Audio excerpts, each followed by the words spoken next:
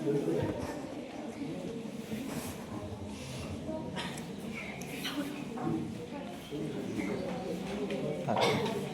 ঘন্টা টাইম হবে তো?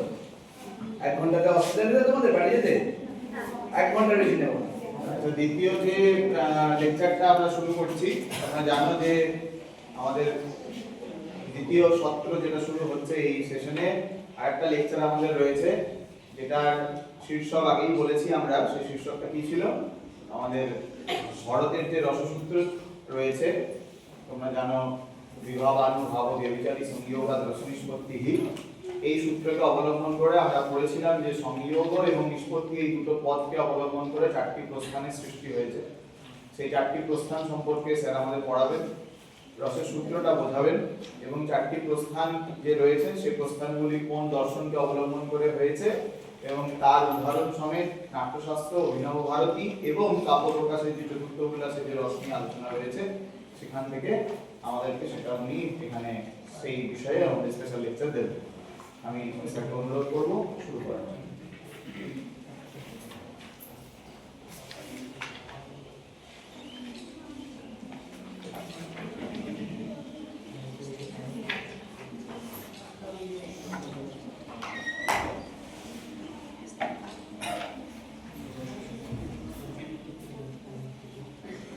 আচ্ছা,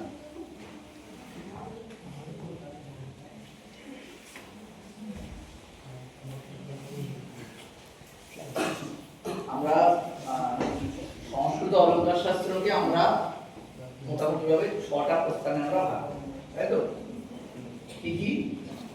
রসপ্রস্থান, তারপরে ধ্বনি প্রস্থান, অলঙ্কার প্রস্থান, গুণরীতি প্রস্থান, বক্রোক্তি এবং ঔচিত্য। এই যে 6টা প্রস্থানে আমরা ভাগ করলাম অলঙ্কার শাস্ত্রকে, কেন আমরা 6টা প্রস্থানে ভাগ করলাম? কি দরকার ছিল 6টা প্রস্থানে ভাগ করার? তার কারণ হচ্ছে যে প্রস্থানে আমরা ভাগ করি না কেন, প্রত্যেকটা প্রস্থানের একটা উদ্দেশ্য রয়েছে। উদ্দেশ্যটা কি?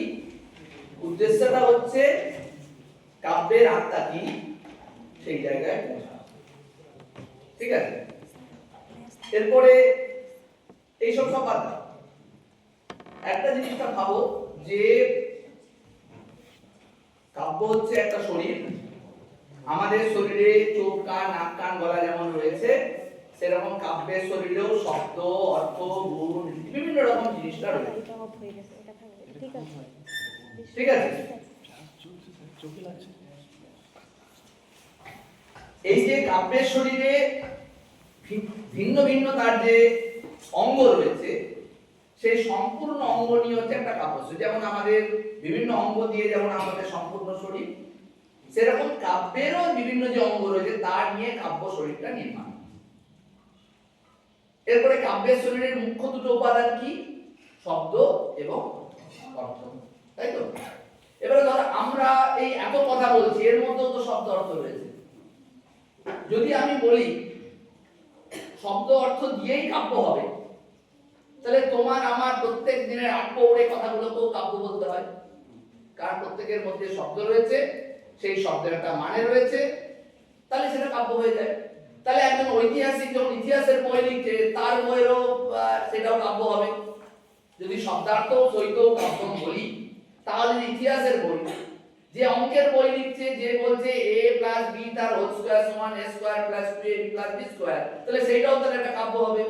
ফিজিক্সের বইটাও একটা কাব্য হবে, বা আমাদের প্রত্যেক দিনের কথাবার্তাগুলো কাব্য হবে, কারণ আমরা বাক্যগুলো যা বলছি সেগুলো শব্দ রয়েছে, তার একটা মিনিং রয়েছে। এটা তো আমরা কাব্য বলছি না। কোনটাকে কাব্য বলছি? কবি যেটা লিখছেন সেটাকে কাব্য বলছি, কিন্তু তোমার আমার বাক্যকে আমি কাব্য বলছি না। তার মানে কবির বাক্যের মধ্যে, কবির শব্দ অর্থের মধ্যে এমন কিছু বিশেষত্ব রয়েছে যেটা তোমার আমার প্রাত্যহিক দিনের আটপৌরে কথাবার্তার মধ্যে যে বিশেষত্বগুলো নেই। আমি একটা উদাহরণ বলছি। আমি প্রশ্ন করছি, তোমার বাড়ি কোথায়? কুতো ভবান আগত, বা মেয়ে হলে জিজ্ঞেস করছি কুতো ভবতী আগতা, কিং ভবত নাম বা কিং ভবত্যা নাম। এটা আমি প্রশ্ন করলে বলবো, বা তুমি আমাকে প্রশ্ন করলে এই কথাই যদি শ্রীহর্ষ বলে যে তোমার নাম কি, তুমি কোথা থেকে এসছো, শ্রীহর্ষ বলবে অনাইনেশ কতমস্তয়াব্দ্য বসন্ত মুক্তস্য দশাঙ্গনস্য তদাপ্ত সংকেত দয়া কৃতার্থা শ্রব্যাপি নানীন জনেন সংজ্ঞা। মানে একই, মানে হচ্ছে তোমার নাম কি, তুমি কোথা থেকে এসেছো। অনাইনেশ কতমস্তয়াব্দ্য বসন্ত মুক্তস্য দশাঙ্গনস্য তদাপ্ত সংকেত দয়া কৃতার্থা শ্রব্যাপি নানীন জনেন সংজ্ঞা।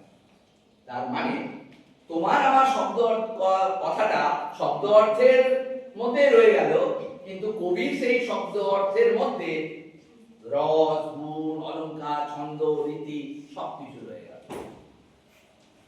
ঠিক আছে, এই জন্য ওইটা কাব্য, তোমার আমারটা বাক্যের মধ্যে রয়ে যাচ্ছে, কাব্য পদমর্যাদা পাচ্ছে না। তাহলে বাক্য থেকে কাব্যে উন্নীত হতে গেলে কি লাগবে? প্রথমত যারা পাঠক তাদের মনে আনন্দ সৃষ্টি করতে হবে, অলৌকিকতা সৃষ্টি করতে হবে। আনন্দ তো দুই প্রকার হতে পারে, লৌকিক আনন্দ এবং অলৌকিক আনন্দ। লৌকিক আনন্দ কি? মনে করো আমি মোটামুটি যা বেতন পাই, কম বেশি ভালোই পাই, আমিও 10 টাকার লটারি কেটেছি, তাপস 10 টাকার লটারি কেটেছে, আমারও সংসার রয়েছে, তাপসেরও সংসার রয়েছে। হঠাৎ করে দেখা গেল আমি লটারি কাটলাম, আমার 1 লাখ টাকা বললো, তাপসের কিছু পেল না। তাও ধরে আমার পেলে ভালো হতো, স্যার তো না পেলেও হতো। তাহলে একজনের আনন্দ হচ্ছে, একজনের দুঃখ হচ্ছে। এটা হচ্ছে লৌকিক জগতের আনন্দ। আর অলৌকিক জগতের আনন্দ শকুন্তলা করবে, বা শকুন্তলা বাদ দাও, আমি মনে করো তোমাদের প্রত্যেকের বাড়িতে সন্ধ্যে 7টা থেকে স্টার্ট জলসাতে 7টা থেকে রাত্রি 9টা পর্যন্ত প্রত্যেকের বাড়িতে সিরিয়াল চলে। মা বা তুমি সবাই মিলে বসে বসে দেখো, মা কখনো কখনো হাসছে, কখনো কখনো কেঁদে ফেলছে, কখনো কখনো মেয়ের বিয়ে হয়ে গেছে। আমি বলছি না, দেখেছিলি কালকের সিরিয়ালটা, কালকে কি হয়েছিল, মনে মনে গল্প হচ্ছে। তার মানে কি হচ্ছে, মাও কিন্তু আনন্দ পাচ্ছে, কিন্তু ওই একই ঘটনা মা আনন্দ পাচ্ছে, মেয়ে দুঃখ পাচ্ছে, সেটা হবে না। শকুন্তলা আমি পড়ছি, আমার আনন্দ হচ্ছে, তুমি পড়ছো, তোমার দুঃখ হচ্ছে, তো হবে না। তাহলে কাব্যের আনন্দ হচ্ছে সার্বজনীন আনন্দ, সেখানে স্বার্থের সংঘাত নেই, ব্যক্তির সংঘাত নেই, সেটা অলৌকিক একটা বিষয়।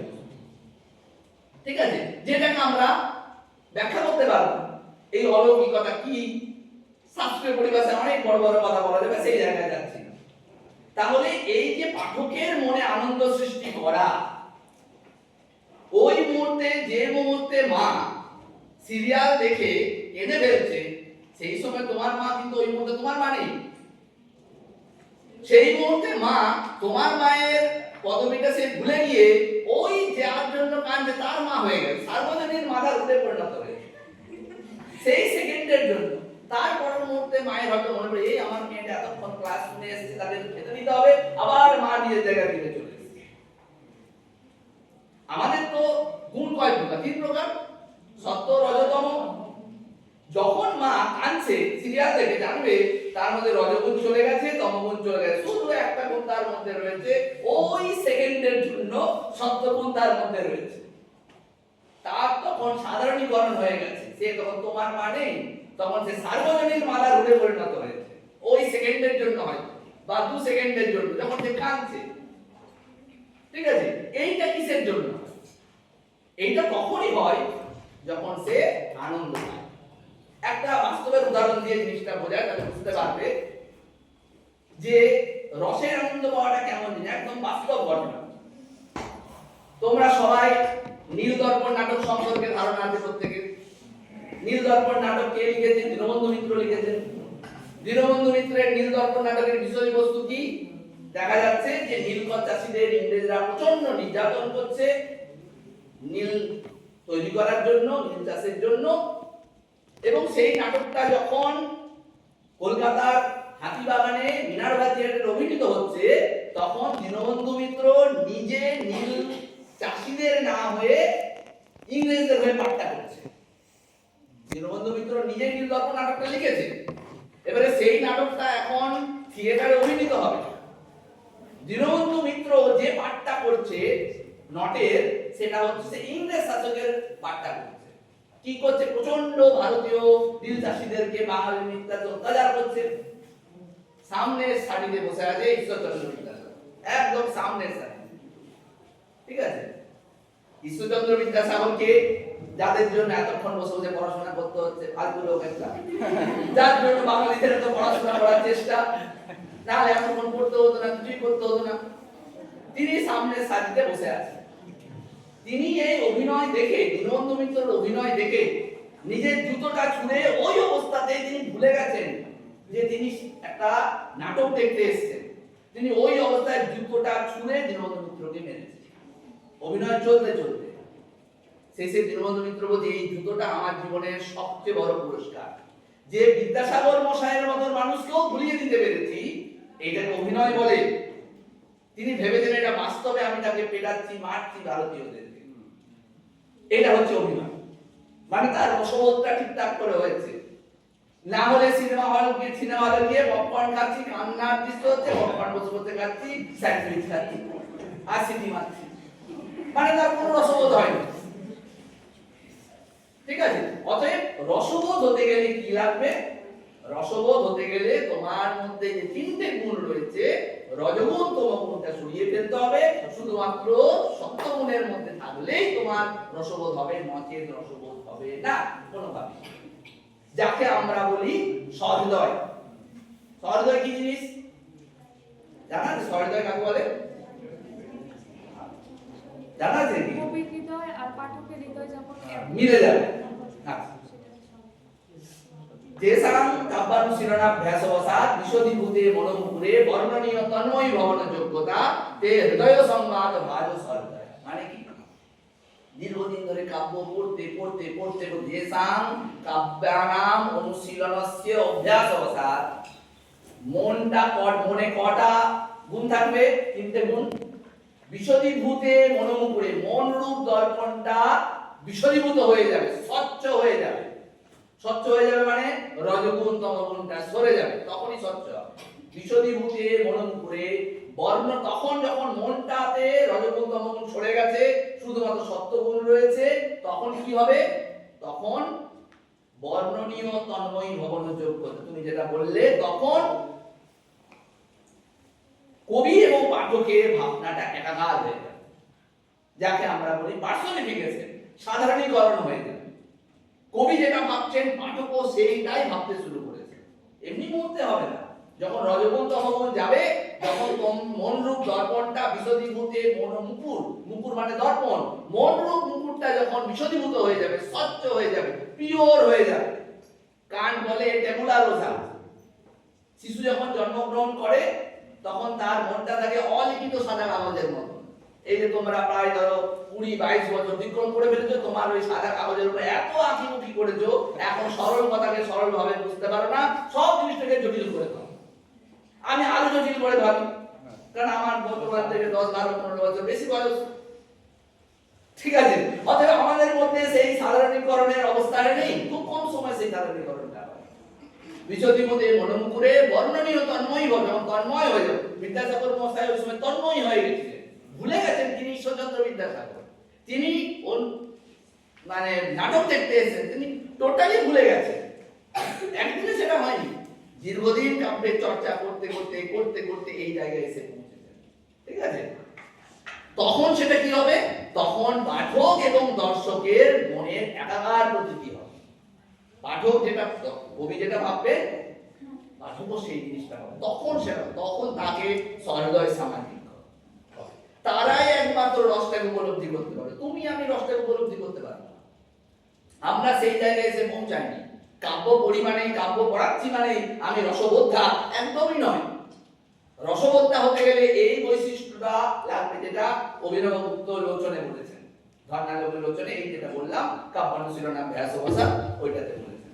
ঠিক আছে, এই যে রসটাকে বলছি, রসটাই কিন্তু কাব্যের আত্মা, কাব্যের প্রধান, কাব্যের নির্যাস। ঠিক আছে, এইটা সেটা কাব্য হয় না।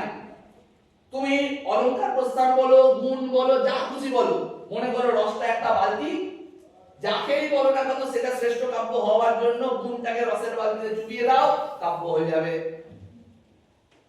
তুমি অলংকারটাকে রসের বালতিতে চুবিয়ে দাও, সেটা কাব্য যুক্ত হবে। যদি রসের বালতিতে না চোবাও, তাহলে এটা সেটা উত্তম মার্গের কিন্তু কাব্য হবে না। উত্তম মার্গের কাব্য হতে গেলে রসের বালতিতে তাকে চুবাতেই হবে। রসাস্কৃপ্ত দয়ালস্য মন্দ শব্দ ক্রিয় ভাবে অপৃথক যত্ন নির্বর্ত সো অলঙ্কার ঘনমত। অপৃথক যত্ন নির্বর্ত হতে হবে এবং রসাস্কৃপ্তত্ব হতে হবে। প্রত্যেকটা জিনিসকে রসের সাথে অঙ্গীভূত করে দিতে হবে। রসের রঙে তাকে চুবাতে পারলে প্রত্যেকটা জিনিসটাই সেটাই অলঙ্কার হবে, সেটাই ধ্বনি হবে, সেটাই সবকিছু হবে। ঠিক আছে? তাহলে এই যে রসের কনসেপ্টটা, তুমি বলবে স্যার রসের কনসেপ্টটা তো কে বলেছে? প্রথম ভরত বলেছেন। ভরতের সময়কাল কত? খ্রিস্টপূর্ব 2য় থেকে বা 6ষ্ঠ থেকে খ্রিস্টাব্দ 6ষ্ঠের মধ্যে বলা যাচ্ছে না। ভরত কি বললেন? নহি রসাদৃতে কচ্ছিদত্ত প্রবর্তিত। তাই তো? রস ছাড়া কোনো অর্থই প্রবর্তিত হবে না। কোনো প্রত্যেকটা শব্দই রস ব্যতীত ইররিলেভেন্ট, কোনো অর্থের মানেই আসে না রস ছাড়া। তাহলে রসই প্রধান। সেই প্রসঙ্গে রস কি? ধরো রসের কনসেপ্টটা ভরত কোথা থেকে পেল? ভরত বললেন যে রস তোমার কটা? 8টা। ভরতের মতে 8টা। শৃঙ্গার হাস্য করুণ রৌদ্র বীর ভয়ানকা বিভৎস আত্মত সঙ্গ নাট্য অষ্ট রসা চিন্তা, যেটা পরবর্তীকালে মম্মট বলছেন। পরে মম্মট যোগ করলেন নির্বেদ স্থায়ী ভাবপি নির্বেদ নবমঠ, পরে বললেন। তারপরে সেটা বাড়তে বাড়তে 11, 12, 13, 14, 15টা রস হয়েছে। ভি রাঘবন নাম্বারস অফ রসস বলে বই আছে, বিখ্যাত বই। সেখানে কত, এখন তো জাতীয় সংহতিও একটা রস। এখন যারা কাব্য লেখে তারা বলছে যখন কাশ্মীরের যুদ্ধ হচ্ছে পাঠকরা পড়ে সেখানে দেশাত্মবোধ হচ্ছে, দেশাত্মবোধটাও একটা রস। মায়াও একটা রস, ঔজ্জ্বল্যও একটা রস। যারা বৈষ্ণব, যারা ভক্তিবাদী তারা বলবে ভক্তিটা একটা রস, বাৎসল্য একটা রস। এটা বাড়ছে। বৈষ্ণবদের বিভিন্ন প্রেক্ষাপটে তার সংখ্যা বেড়েছে, সেই জায়গায় আমি যাচ্ছি না। কিন্তু ভরত কোথা থেকে পেলেন? প্রথম ভরত এটা পাচ্ছেন, দ্রুহীন বলে একজন ছিলেন, তিনি 8টা রসের কথা বলেছেন। তারও আগে তোমরা যদি কাব্যমীমাংসা পড়ো প্রথম ইয়েটা, সেটা নন্দিকেশ্বরের যে বই, যেটা বর্তমানে পাওয়া যায় না, তিনি রসবাদের প্রবক্তা বলা হয়। ঠিক আছে? অতএব কোথা থেকে রসের উৎপত্তি?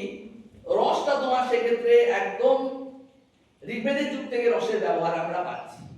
কখনো কখনো রসটা তোমার জলের পর্যায়ে বাচক হচ্ছে, কখনো কখনো রসটা আবার দুধ অর্থে, মিল্ক অর্থে রসটাকে ব্যবহার করা হচ্ছে। যখন তৈত্তির উপনিষদে হচ্ছে রসো এবায়ং লৌহিনন্দি ভবতি, তার রসটা ব্রহ্মের সমতুল্য হয়ে যাচ্ছে। রস বৈশ যখন বলছে তৈত্তির উপনিষদের শিক্ষাবল্লীতে যেখানে আছে সেখানে ওই জায়গায় ব্রহ্মের সমতুল্য হচ্ছে। অতএব রসের পর্যায়টা কিন্তু বারবার চেঞ্জ হয়ে যাচ্ছে। তাহলে একটা কথাই বললে রস কি জিনিস যদি বলা হয়, তাহলে আমাদের বলতে হবে রস মানে যেটা আস্বাদযোগ্য সেটাই হচ্ছে রস, যেটাকে আমি টেস্ট করতে পারবো সেটাই হচ্ছে রস। কেউ বলতে পারে সেটা দুধ হতে পারে, সেও কোল্ড ড্রিঙ্কস হতে পারে, যা খুশি হতে পারে, যেটাকে আমি টেস্ট করতে পারি। কিন্তু কাব্যের জগতের রস বাস্তবিক জগতের রস এক জিনিস নয়। সেটা আমরা কাব্য প্রকাশেই পেয়েছি, যেখানে মঙ্গলাচরণে বলছে নিয়তিকৃত নিয়ম রহিতাং লালয়িকুময়ী মনন্য করতন্ত্রাম নবরস রুচিরাম নির্মিতি মাদদতি ভারতী কবের জয়তি। ওখানে 6টা রস, এখানে আবার 9টা রস।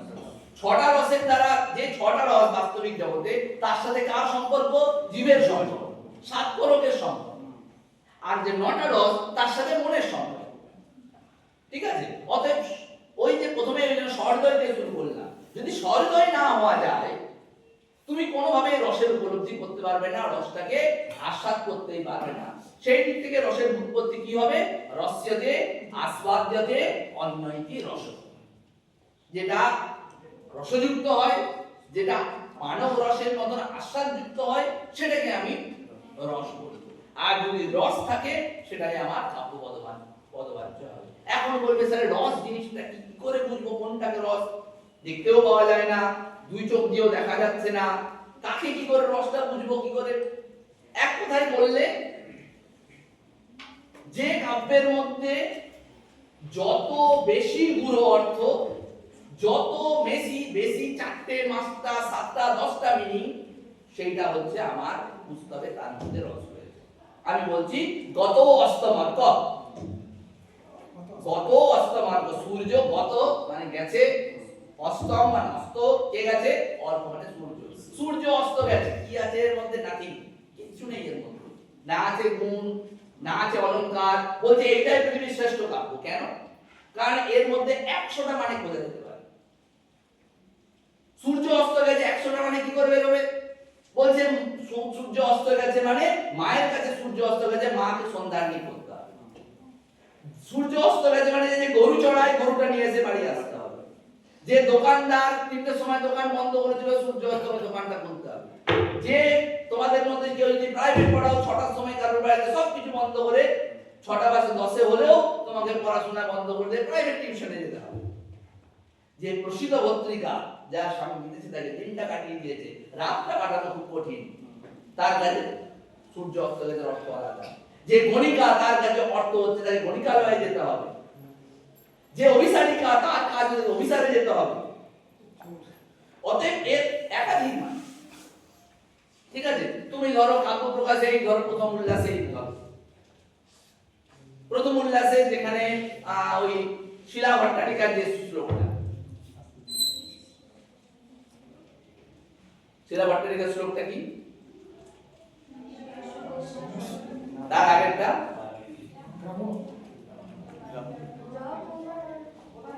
যকৌমার হরতে, যকৌমার হরত হতে পারে। ধরো যকৌমার হর সয়েব হি বরত চৈত্র সমাসে জন্মিলিত মালতী সুরভয় প্রৌঢ়া কদম্ব লীলা সা চৈবাস্মি সুরত ব্যাপার লীলা বিদো রেবার উচিবেতি তরুতলে চেত সমুদ্র।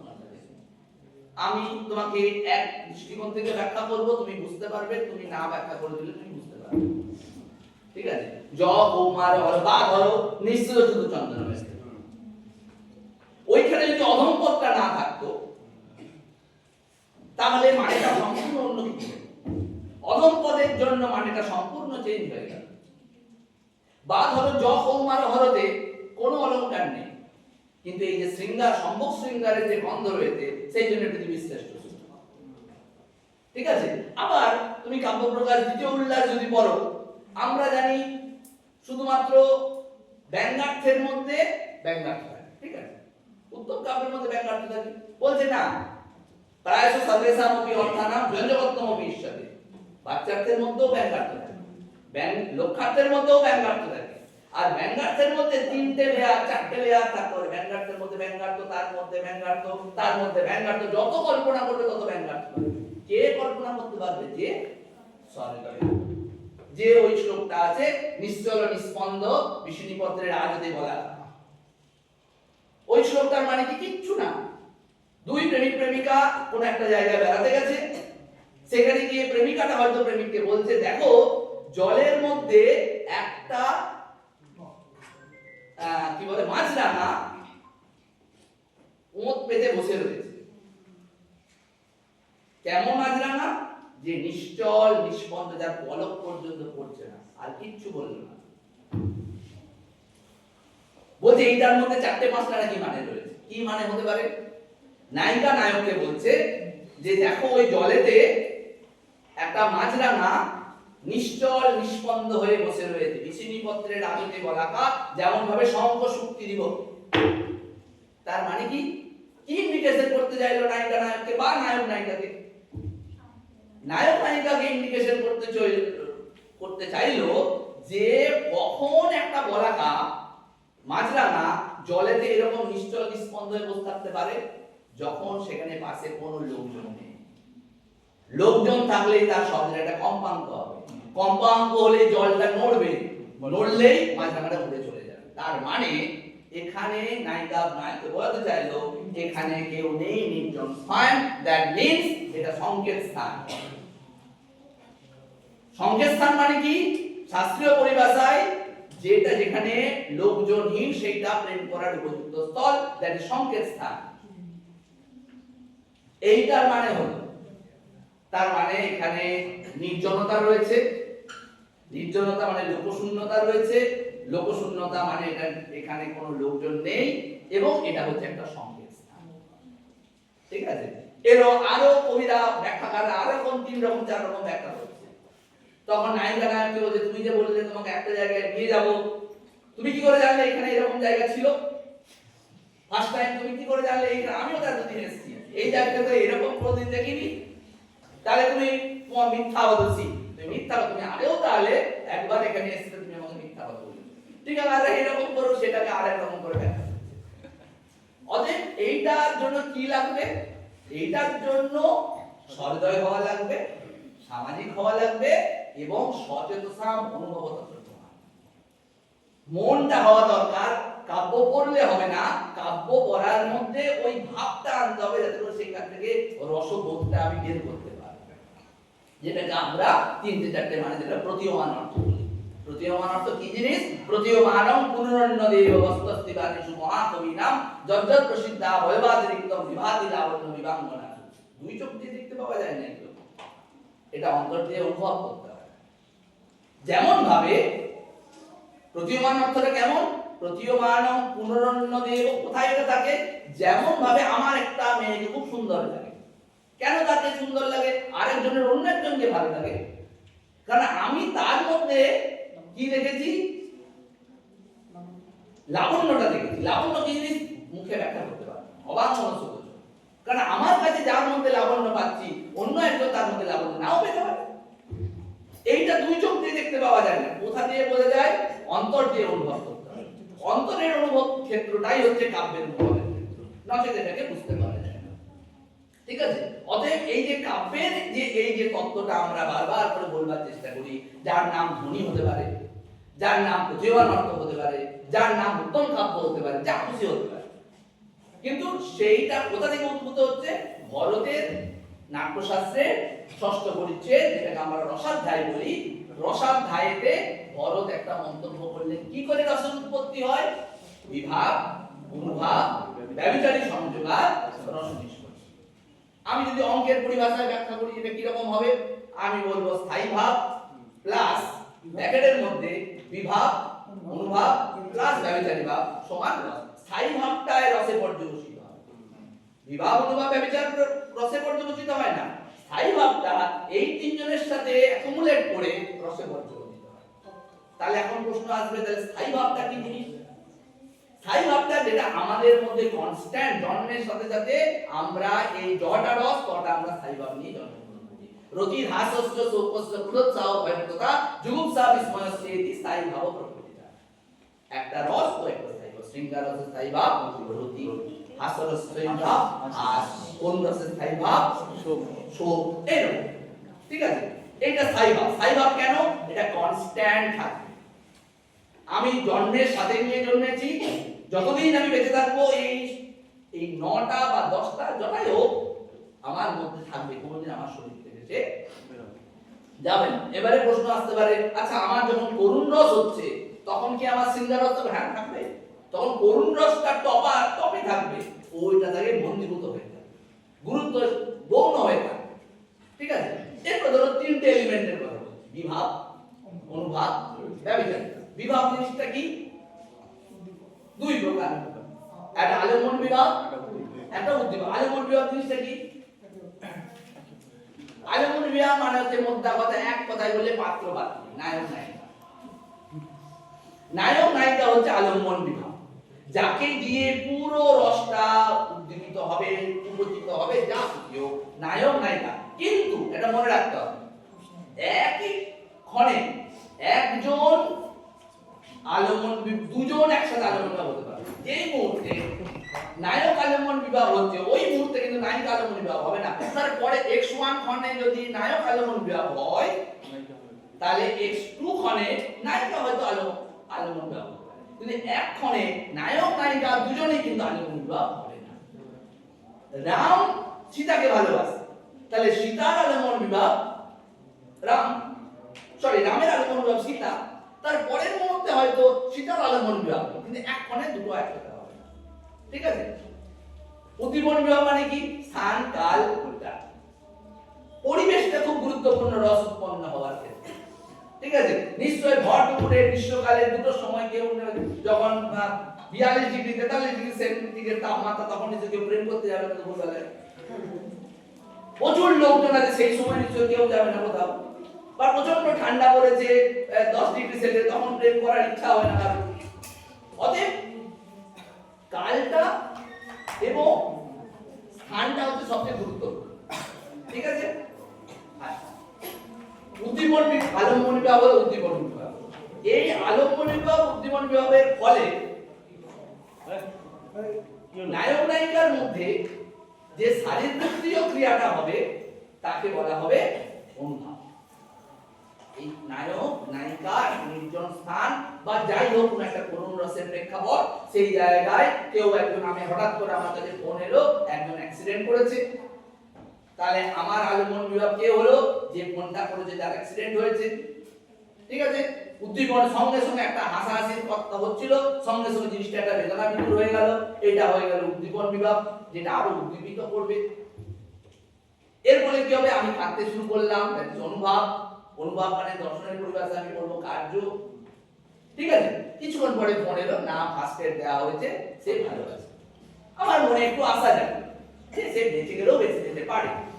তার 1 ঘন্টা পরে জানা গেল ডাক্তার খুব চেষ্টা করছে, সে মারা গেছে। কিন্তু এই প্রথম মুহূর্তে যদি আমার কাছে খবর আসে সে মারা গেছে, তাহলে লসটা এতটা ম্যাচিওর হতো না। একটা মনে আছে হোপ জেগেছিল, সেইটা পরে আর স্তীমিত হয়ে গেল, তখন করুণ রসটা আর একটু ম্যাচিওর হলো। নায়ক নায়িকার ক্ষেত্রে, শৃঙ্গার রসের ক্ষেত্রে প্রথম দিন নায়ক নায়িকা বলে হ্যাঁ ঠিক আছে কোনো অসুবিধা নেই, এইটাতে হলো না। প্রথম দিন নায়ক গেল, নায়িকা ধরে একটা চাপড় মারে, বলে লজ্জা লাগে না ইত্যাদি ইত্যাদি বলে।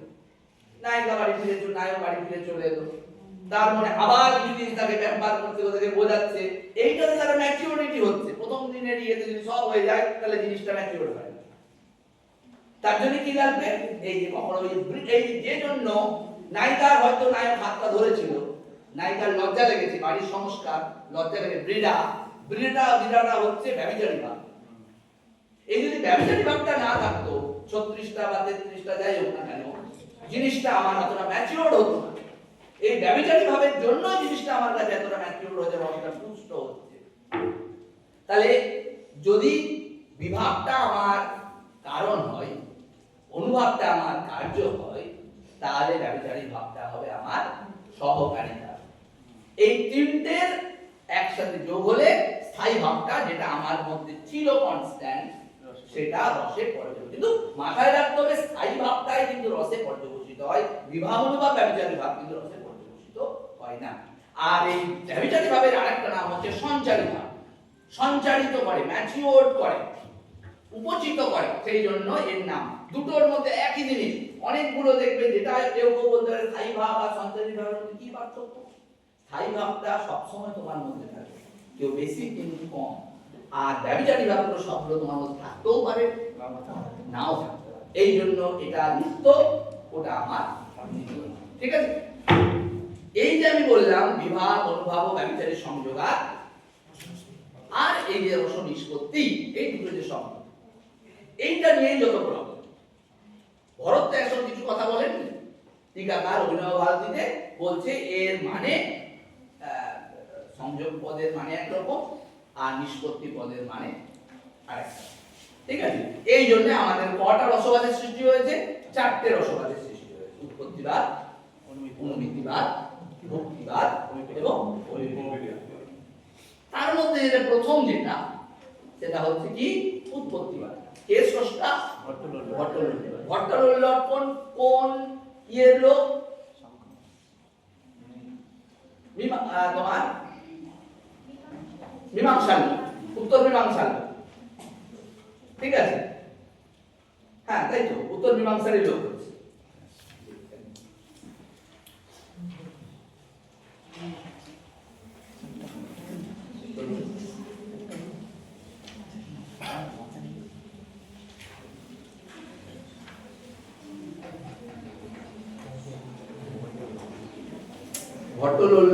ভট্টলোল্লটের পরে হচ্ছে অনুমিতিবাদ।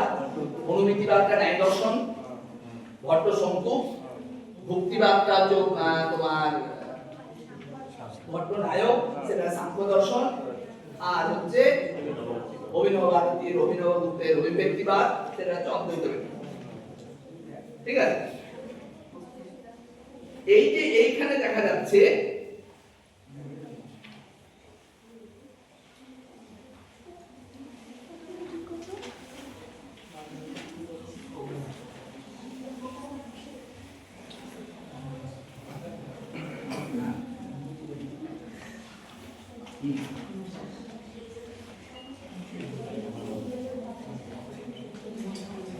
আচ্ছা, ঘট্টলল্লটের ক্ষেত্রে কি হচ্ছে? ঘট্টলল্লটের মতটা হচ্ছে উৎপত্তিবাদ। নিষ্পত্তি পদের মানে হচ্ছে উৎপত্তি। সেখানে কি হচ্ছে? টেক্সটটা তোমাদের কাছে রয়েছে কি?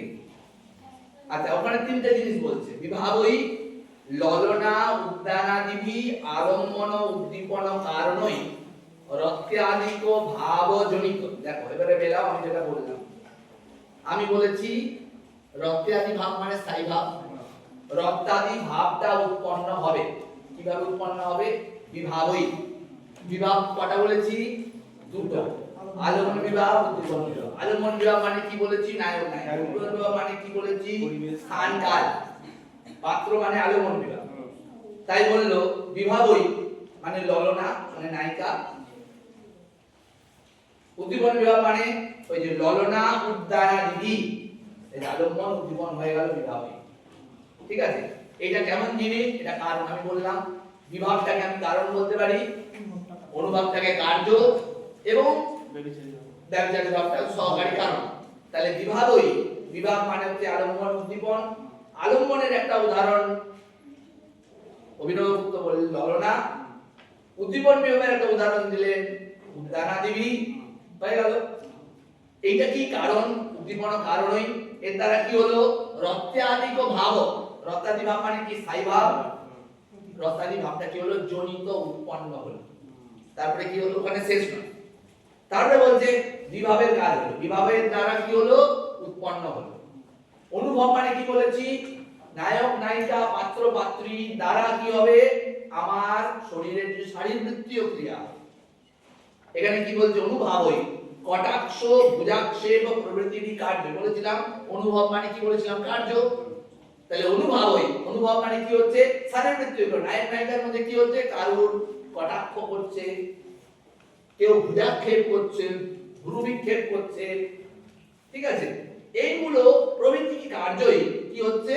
যে রক্তাদিক ভাব উৎপন্ন হয়েছিল সেই রক্তাদিক ভাবটা কি হলো? এখন প্রতীতিযোগ্য হলো। ঠিক আছে? প্রতীতিযোগ্য হলো মানে কি হচ্ছে?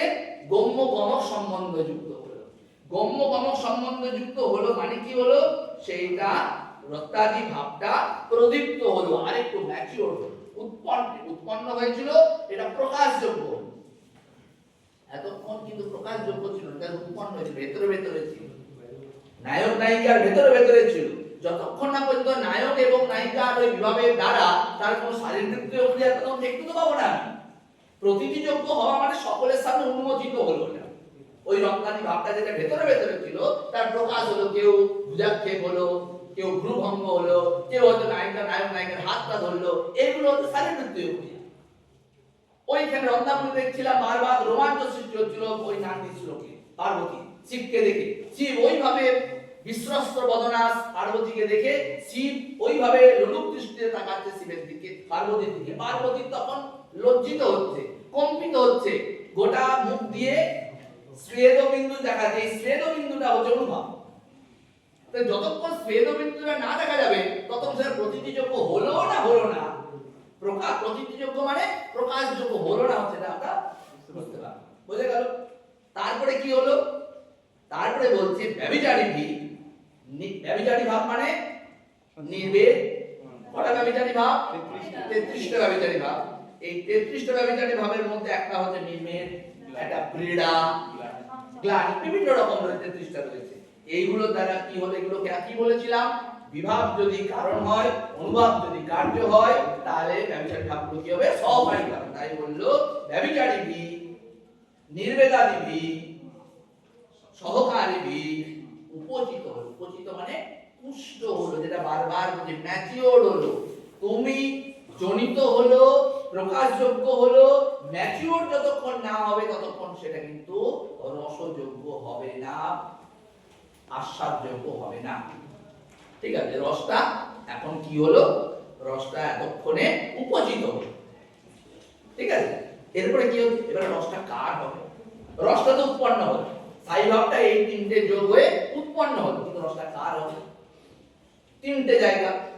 এক হতে পারে যে ঐতিহাসিক নায়ক নায়িকা, মনে করো আমি রামায়ণের অভিনয় করছি, তাহলে রাম সীতার প্রসঙ্গ, রাম সীতা তো মনে ভূত হয়ে গেছে, নেই, তার হয়ে হয়তো রাম শ্যাম যদু মধু এক্স ওয়াই জেড তার জন্য হয়তো অভিনয় করছে, তাহলে তার হবে, নাকি ঐতিহাসিক রাম সীতার হবে, ঐতিহাসিক রাম সীতার যে রতিটা, সেই রতিটা এখন কে অনুভব করবে, যে নট নোটিশ সে অনুভব করবে, নাকি যে দর্শক আসনে বসে আছে সে অনুভব করবে, ঠিক আছে।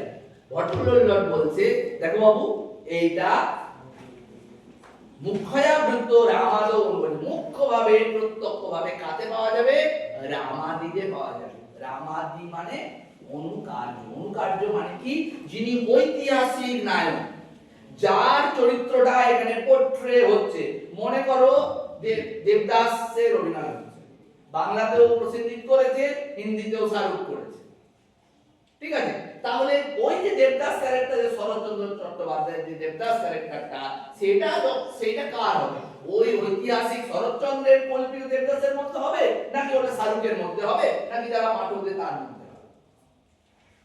ভট্টলট বলছে ওটা মুখ্যভাবে রামেরই কার্য, মানে ওই দেবদাসেরই কার্য, শরৎচন্দ্রের কল্পিত দেবদাসেরই কার্য। অনুকার্য মানে হচ্ছে যিনি ঐতিহাসিক নায়ক, ঐতিহাসিক তারই হবে, ঠিক আছে। আর তারপরে কি হবে, সে তো আজ নেই, তার হয়ে কে অভিনয় করছে, তৎ রূপানুসন্ধানাৎ নর্তকে অপি, সেইটাকে অভিনয় কে করছে, ওই দেবদাসের অভিনয় কখনো শাহরুখ করছে, কখনো প্রসেনজিৎ করছে। কি করে বুঝতে পারবো, দর্শককে ভোলানোই কিন্তু অভিনেতার প্রথম কাজ। দর্শক যেন এক মুহূর্তের মধ্যে না ভাবে সে অভিনয় দেখতে এসেছে, সে যদি তাকে ভাবাতে হবে এটাই আমি আসল ঘটনা আমার সামনে ঘটছে, ওই জন্য বিদ্যাসাগর মশাই ভুলে গিয়েছে অভিনয় থেকে। কারণ ঐতিহাসিক নায়কের চলা বলা কলা, জীবন ধারণ পদ্ধতি, হাসা, হেঁটে চলা, মুখভঙ্গি সেম টু সেম হতে হবে। তোমরা কিছুদিন আগে ধরো পা সিনেমা দেখেছো, অমিতাভ বচ্চনের 6 ফুট 4 ইঞ্চির অমিতাভ বচ্চন 3 ফুটের একজন ক্যারেক্টার অভিনয় করতে পা সিনেমা। তাকে পরে যখন ইন্টারভিউ নেওয়া হচ্ছে, অমিতাভ বচ্চন বলছে আপনি তো 6 ফুট 4 ইঞ্চি হাইট, আপনাকে 3 ফুটের একজন এইরকম অসুস্থ ব্যক্তির অভিনয় কি করে করলেন?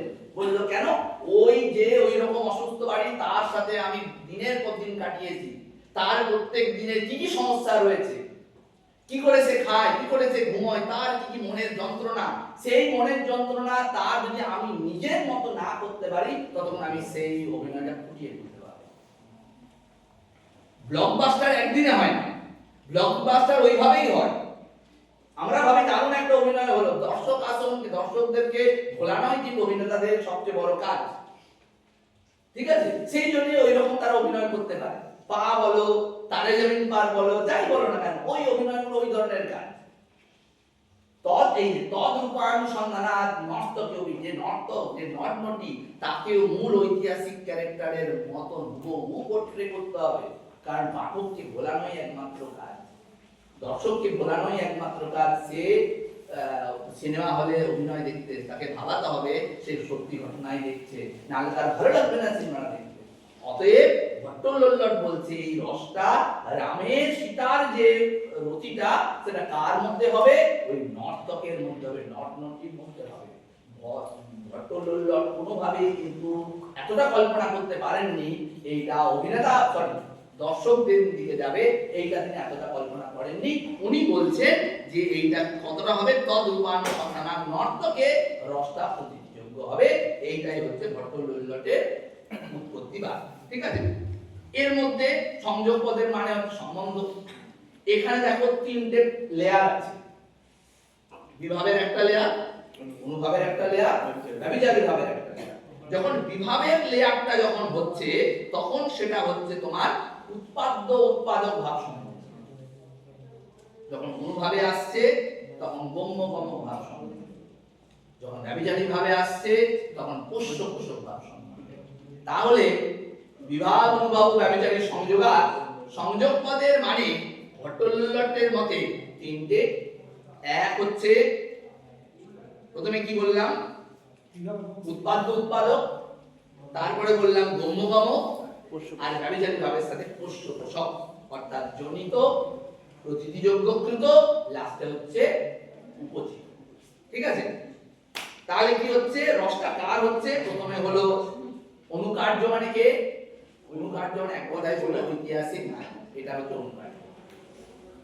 তারপরে কার হতে পারে, অনুকর্তা, অনুকর্তা মানে যে করছে নট নটি, নট গৌণ ভাবে নট নটির মধ্যে, মুখ্য রূপে কার মধ্যে, মুখ্যয়া বৃত্ত্যা রামাদৌ অনুকারী, মুখ্য বৃত্তিতে প্রত্যক্ষভাবে রামাদির মধ্যে হবে, আর গৌণ ভাবে তোমার নট নটির মধ্যে হবে। কিন্তু সামাজিকের মনে কি করে রসের উৎপত্তি হবে এইটা সম্পর্কে উনি আর কিছু বলেননি। অতএব নিষ্পত্তি পদের অর্থ কি হচ্ছে, এক কথায় বললে নিষ্পত্তি পদের অর্থ হচ্ছে প্রতীতিযোগ্য হতে পারে, উৎপত্তি হতে পারে, আর হচ্ছে পুষ্টি হতে পারে। নিষ্পত্তি পদের অর্থ এক কথায় বললে উৎপত্তি বা পুষ্টি। এতটাই থাকবে, অনেকক্ষণ হয়ে গেছে, আর ভালো লাগছে না। এখনো 3-4 বুঝতে পারলে অনেকক্ষণ টাইম লাগবে। ঠিক আছে,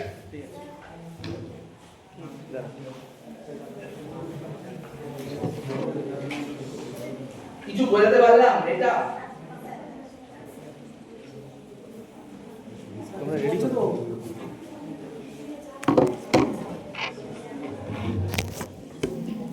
এটা কাজ হ্যাঁ আমার বারবার সিম অফ হয়ে যায়।